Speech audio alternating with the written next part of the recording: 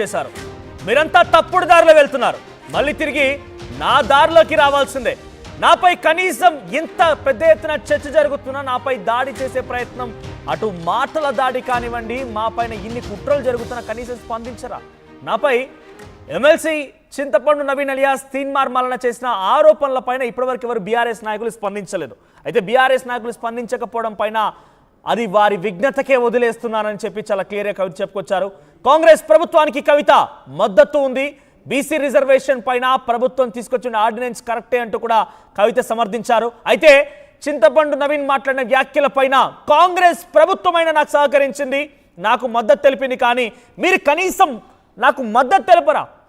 పోనీ మీ పార్టీ కార్యకర్తను, పార్టీ నాయకురాలి కాకుండా కుటుంబ పరంగానే కూడా నాకు మద్దతు తెలపరా? కాంగ్రెస్ ప్రభుత్వం మద్దతు పలికింది, కానీ మీరు కనీసం స్పందించరా? ఓ తండ్రిగా, అన్నగా, నా తోబుట్టుగా, నన్ను కన్న తండ్రిగా కనీసం ఆ మాత్రం బాధ్యత లేదా? ఇంత విఘ్నత లేదా? మీ విఘ్నతగా వదిలేస్తున్నాను అని చెప్పి చాలా క్లియర్గా కవిత అటు తండ్రి కేసీఆర్ పైన, అన్న కేటీఆర్ పైన చాలా పెద్ద ఎత్తున ఆగ్రహం వెళ్ళగక్కారు. మీ విఘ్నతగా వదిలేస్తున్నాను అనేటువంటి ఒక స్టేట్మెంట్ తను పాస్ చేశారంటే ఎంత బిగ్గెస్ట్ స్టేట్మెంట్ తెలుసా? అది ఒక తండ్రి పైన, అన్న పైన ఎంత సంచలన వ్యాఖ్యలు చేశారు తెలుసా? At the same time BC reservation పైన కాంగ్రెస్ ప్రభుత్వానికి తన మద్దతును వెలగక్కారు కల్వకుంట్ల కవిత. నా మద్దతు కాంగ్రెస్ పార్టీ తీసుకొచ్చిన ఆర్డినెన్స్ వైపే, మీరే తప్పుడు దారిలో వెళ్తున్నారు, మీ దారే తప్పుడు దారి, మీరు చాలా కరెక్ట్ వేలో రావాల్సిన అవసరం ఉంది, మీరు నా వేలోనే వస్తారని చెప్పి కూడా కవిత బీఆర్ఎస్ పార్టీని హెచ్చరించింది. బీఆర్ఎస్ నాయకులు తెలిసి తెలియక ఆర్డినెన్స్ వద్దని చెప్పడం సరికాదు. బీఆర్ఎస్ వాళ్ళు నా దారిలోకి రావాల్సిందే, 4 రోజులు టైం తీసుకుంటారేమో అంతే, కానీ మీరంతా మళ్ళీ నా దారిలోనే వస్తారు. చూసారా, అటు తండ్రిని, అన్నని, ఇద్దరిని కూడా ఒకే వ్యాఖ్యలతో చాలా క్లియర్గా ఏకిపారేసింది కవిత. మీరంతా తప్పుడు దారిలో వెళ్తున్నారు, మీరంతా నా దారిలోకి రావాల్సిందే, కాస్త టైం పట్టొచ్చేమో. ఇక్కడ ఏం చెప్తోందంటే ఆవిడ చాలా క్లియర్గా, నాకు కొంచెం తిక్కుంది, దానికో లెక్కుంది, కొన్నిసార్లు రావడం లేట్ అవ్వచ్చేమో, కానీ రావడం మాత్రం పక్కా అని అంటున్నారు కల్వకుంట్ల కవిత. మీరు రావడం లేట్ అవ్వచ్చేమో, కానీ మీరు రావడం మాత్రం నా లైన్లోకి రావాల్సిందే, 4 రోజులు టైం తీసుకుంటారేమో అంతే అన్నట్టుగా చాలా క్లియర్గా కవిత చెప్పిన వ్యాఖ్యలు మనం చూస్తున్నాం. సో మీరు చెప్పండి, నిజంగానే నిన్న తెలంగాణ బొగ్గుగని కార్మిక సంఘానికి సంబంధించి ఒకప్పుడు గౌరవ అధ్యక్షురాలుగా ఉన్నటువంటి కవితని పక్కన పెట్టి ఇప్పుడు ఇన్ఛార్జిగా కొప్పుల ఈశ్వర్ని తీసుకురావడం, ఇప్పుడు కవిత దాని తర్వాత బీసీ ఆర్డినెన్స్ పైన నేను చేసే వ్యాఖ్యలు కరెక్టే, నేను కరెక్ట్ దారిలో వెళ్తున్నాను, మీరు తప్పుడు దారిలో వెళ్తున్నారని చెప్పి కాంగ్రెస్ పార్టీ ప్రభుత్వానికి మద్దతు తెలపడం, ఆ తర్వాత చింతపండు నవీన్ తన పైన అనుచిత వ్యాఖ్యలు చేస్తే కనీసం కాంగ్రెస్ పార్టీ ప్రభుత్వమైన నాకు మద్దతుగా నిలబడింది, కానీ ఓ తండ్రిగా, తోబుట్టుగా మీరు నిలబడలేరే, మీ విఘ్నత ఏడబోయింది అన్నట్టుగా క్వశ్చన్ చేసింది. సో ఇప్పుడు దాదాపుగా కవితని పార్టీ పక్కన పెట్టేసింది. ఇక కవిత బాయ్ బాయ్, గుడ్ బై అన్నట్టుగా బీఆర్ఎస్ పార్టీ డిక్లేర్ చేసినట్టు కనబడుతోంది. సో ఇప్పుడు కవిత రోజు రోజుకి కాంగ్రెస్ పార్టీకి మద్దతు తెలిపేటువంటి ఆ విషయాన్ని కూడా మనం చూస్తూ ఉన్నాం.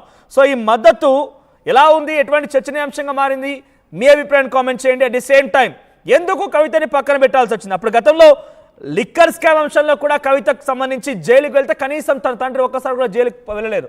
ఆ తర్వాత ఏకంగా తండ్రికి దగ్గరికి వెళ్ళి డైరెక్ట్గా నేరుగా 1-to-1 కూర్చొని, నాన్న ఇలా జరుగుతోంది, ఇలా జరగాల్సి ఉంది, ఏం జరిగితే బాగుంటుందని చర్చించాల్సిన కవిత ఒక లేఖ ద్వారా తండ్రిని వినవించుకోవడం, ఆ లేఖ బయటికి లీక్ అవ్వడం, దయ్యాలున్నాయి అన్నట్టుగా కవిత చెప్పడం, దయ్యాలున్నాయి పెద్ద ఎత్తున ఆ దయ్యాలే ఈ విషయాలు వెల్లడిస్తూ ఉన్నాయి, ఓ కోటరీ ఉంది, ఈ కోటరీ నుంచి బయటికి రావాలి, ఇలా సంచలన వ్యాఖ్యలని కవిత చేయడం, ఇలా 1 కాదు 2 కాదు వరుసగా కవిత చేసేటువంటి ఈ వ్యాఖ్యలు బీఆర్ఎస్ పార్టీకి తలనొప్పిగా మారిపోయి ఇప్పుడు ఏకంగా బీఆర్ఎస్ పార్టీ కవితని చాలా లైట్ తీసుకుంది. నిజంగానే చాలా అంటే చాలా లైట్ తీసుకుంది, ఏ మాత్రం కూడా పట్టించుకోకుండా అంత తేలికపాటిగా కొట్టిపారేసింది. సో ప్రస్తుతానికి కవిత వ్యాఖ్యలు సంచలనంగా మారిన నేపథ్యంలో మరి అటు బీఆర్ఎస్ పార్టీ మరోసారి కవిత కామెంట్స్ని, కవిత చేసిన మాటల్ని ఎలా తీసుకుంటుందో చూడాలి. మీరంతా నా దారిలోకి రావాల్సిన రకంగా హెచ్చరించిన ఈ వ్యాఖ్యలు ఎలా ఉంటాయో చూడాలి. అన్ని అప్డేట్స్ మా ప్రతినిధి మధు సిద్ధంగా ఉన్నారు. మధు, ఏంటి కవిత వ్యాఖ్యల పైన ఇప్పుడు బీఆర్ఎస్ పార్టీ అటువంటి చర్చ జరుగుతోంది, కనీసం ఓ తోబుట్టువుగా, కన్నతండ్రిగా నాపై ఈ రకంగా జరుగుతుంటే స్పందించరా? మీ విఘ్నతకే వదిలేస్తున్నాను, అట్ ది సేమ్ టైం కొన్నిసార్లు రావడం లేట్ అవ్వచ్చేమో, కానీ రావడం మాత్రం పక్కా అన్నట్టుగా తను ఒక బిగ్గెస్ట్ స్టేట్మెంట్ని పాస్ చేశారు, మీరంతా నా దారిలోకి రావాల్సిందే. ఈ వ్యాఖ్యలా చూడాలి. ఇప్పుడు దాదాపుగా కవితని పార్టీ నుంచి పక్కన పెట్టినట్టేనేక ఎగ్జాక్ట్లీ ఈ రోజు కాస్త ఇంకా మరింత ఓపెన్ అయ్యే ప్రయత్నం చేశారు ఎమ్మెల్సీ కవిత. కుటుంబం పైన, పార్టీ పైన తీన్మార్ మల్లన్న చేసినటువంటి వ్యాఖ్యలకు సంబంధించి కనీసం రియాక్ట్ కాకపోవడం అనేటువంటిది వాళ్ళ విజ్ఞతకే వదిలేస్తున్నారంటూ చెప్తూనే మరొక సంచలనమైనటువంటి స్టేట్మెంట్ ఏంటంటే ఆర్డినెన్స్ కాంగ్రెస్ తెద్దాం అనుకున్నటువంటి ఆర్డినెన్స్ పైన కూడా సంచలన వ్యాఖ్యలు చేశారు. 2018కి సంబంధించినటువంటి చట్ట సవరణ చేస్తే ఆర్డినెన్స్ తేవడం సబబే, అది కరెక్టే అనేటువంటి ఒక అంశాన్ని మాట్లాడారంటే బీసీ లైన్ తీసుకున్నారు ఇక్కడ ఎమ్మెల్సీ కవిత పూర్తి స్థాయిలో. సో కాంగ్రెస్ కు మద్దతు తెలిపేటువంటి స్టేట్మెంట్ ఆమె చేయడానికి గల కారణం ఏంటి అంటే బీసీల వైపు ఉన్నాను, బీసీల విషయంలో ఒక స్టాండ్ తీసుకున్నాను అనేటువంటి ఒక అంశాన్ని చెప్పే ప్రయత్నం చేస్తూనే కుటుంబం పైన కూడా కాస్త ఘాటైనటువంటి వ్యాఖ్యలు చేసినటువంటి పరిస్థితి. బీసీ రిజర్వేషన్ల కోసం ప్రభుత్వం తీసుకొచ్చినటువంటి ఆర్డినెన్స్, కుటుంబం పైన మాట్లాడినటువంటి మాటలు, గత కొంతకాలంగా ఆమె ఇబ్బంది పడుతున్నటువంటి పరిస్థితి. ఏమున్నా కొన్ని రోజులైన తర్వాత నా దారిలోకి రావాల్సిందే, నేను చెప్పింది కరెక్ట్ అనేటువంటిది ఒప్పుకోవాల్సిందే అనేటువంటి స్టేట్మెంట్. 4 రోజులు టైం తీసుకుంటారేమో కానీ ఇప్పటికీ కాస్త బెట్టు చేస్తా ఉన్నారు రాజకీయ పరంగా, అంతే తప్ప ఖచ్చితంగా నా దారిలోకి రావాల్సిందే స్టేట్మెంట్ ఎమ్మెల్సీ కవిత చేయడం సంచలనంగా మారింది. దాంతో పాటు కొన్ని ప్రభుత్వం పైన కొన్ని కీలక వ్యాఖ్యలు కూడా చేశారు. మంత్రి ఉత్తమ్ కుమార్ రెడ్డి సిగ్గు లేకుండా గోదావరి జిల్లాను చంద్రబాబు చేతిలో పెట్టే ప్రయత్నం చేస్తున్నారంటూ ఈ అంశాన్ని ఒకటి, బనకచెర్లకు సంబంధించినటువంటిది.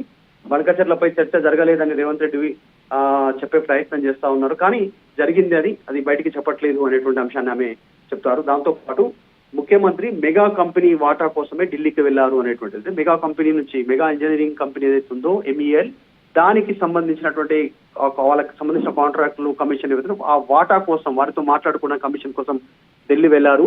ఇది నగ్న సత్యం అనేటువంటి స్టేట్మెంట్ చేశారు. ఇంకొకవి బనకచెర్ల పైన బనకచెర్ల ఆపకపోతే న్యాయ పోరాటం కూడా చేస్తాను.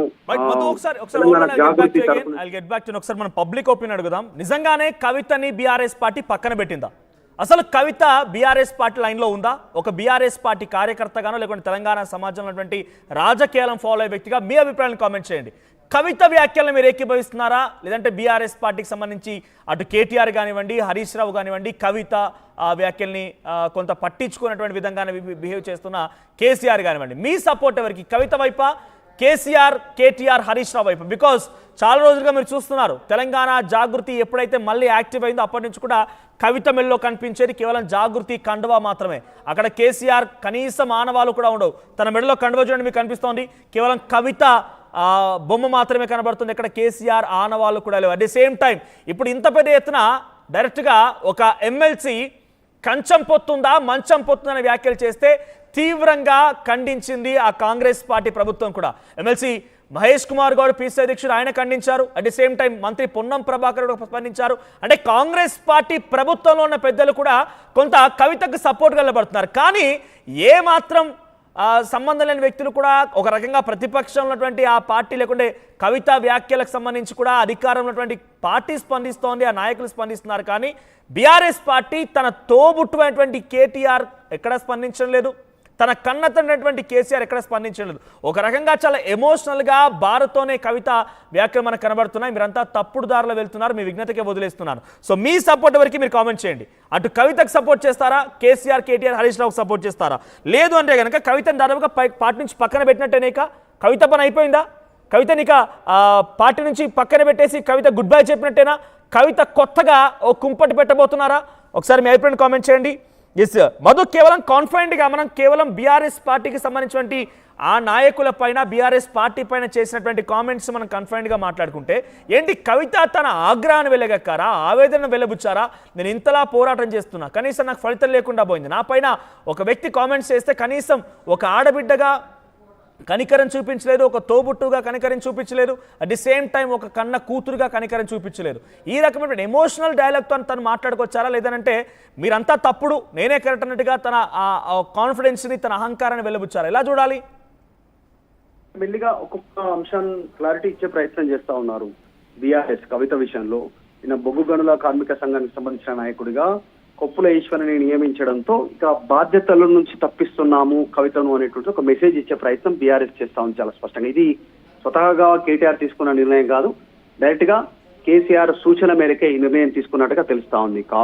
పార్టీలో చాలా సీనియర్ నాయకులు కేసీఆర్ కి సన్నిహితంగా ఉంటారు. కొప్పులేశ్వర్ దళిత నాయకుడు, ఆ కార్మిక సంఘానికి సంబంధించినటువంటి ఆయన కూడా కార్మికుడిగా బాధ్యతలో గతంలో పనిచేశాడు కాబట్టి ఆయనకే ఈ బాధ్యతలు అప్పచెప్పడం సబబని ఈమె కూడా సమర్థించింది, కవిత సమర్థిస్తా ఉంది. అంతవరకు ఓకే. కానీ బీఆర్ఎస్ ఇచ్చే మెసేజ్ క్లారిటీగా కవితకు అంత ఇంపార్టెంట్ ఇవ్వట్లేదు పార్టీలో అనేటువంటి చెప్పే ప్రయత్నం చేస్తున్నారు. కూతురైనా, అన్నకి చెల్లైనా పార్టీ విషయానికి వస్తే మాత్రం నిర్ణయాలు కఠినంగానే ఉంటాయనేటువంటిది బీఆర్ఎస్ అధినాయకత్వం చెప్పే ప్రయత్నం చేసింది.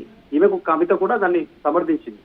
తర్వాత ఎమ్మెల్సీ తీన్మార్ మల్లన్న గురించి కూడా ఒక ఎమ్మెల్సీ గురించి ఎంత తక్కువ మాట్లాడితే అంత మంచిది, ఆ ఎమ్మెల్సీని నేను జనాభా లెక్కలో నుంచే తీసేశానంటూ కూడా ఒక స్టేట్మెంట్ చేశారు ఎమ్మెల్సీ కవిత. సో మొత్తానికైతే త్వరలోనే ఢిల్లీకి అఖిలపక్షాన్ని తీసుకెళ్లకపోతే జాగృతి తరఫున ఢిల్లీ వెళ్లి వాళ్ళతో కలిసి ఢిల్లీలో పోరాటం చేస్తామని చెప్పారు. బనకచెర్లకు సంబంధించినటువంటి అంశం పైన, తర్వాత 42% రిజర్వేషన్ చట్టం పరిధి పైన, వీటన్నిటిపైన పార్లమెంటు సమావేశాల సందర్భంగానైనా బీసీ బిల్లు, బనకచెర్లపై దీన్ని ఫోకస్ చేయబోతున్నామంటూ స్టేట్మెంట్ చేశారు. ఈ నెల 21వ తారీఖు నుంచి పార్లమెంట్ సమావేశాలు ప్రారంభం కానున్నాయి.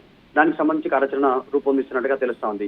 చంద్రబాబు నాయుడు కాలేజీలో చదువుకున్నానని చెప్తావారు టీడీపీ అని చెప్పేసి, ఇంకా కాలేజీలోనే ఉన్నాననేటువంటి ఒక భ్రమలో రేవంత్ రెడ్డి ఉన్నారు. అందుకే వాళ్ళ కాలేజ్ ప్రిన్సిపాల్ అయిన చంద్రబాబు నాయుడుకి పూర్తిగా మద్దతు తెలుపుతున్నారంటే స్టేట్మెంట్ చేశారు. సో ఓవరాల్ కొన్ని కీలకమైనటువంటి అంశాలు కవిత ఫోకస్ చేయడం, మాట్లాడడం, ఇదంతా చర్చ జరుగుతా ఉంది. ఒకవైపు అధికార పార్టీని కార్నర్ చేస్తూనే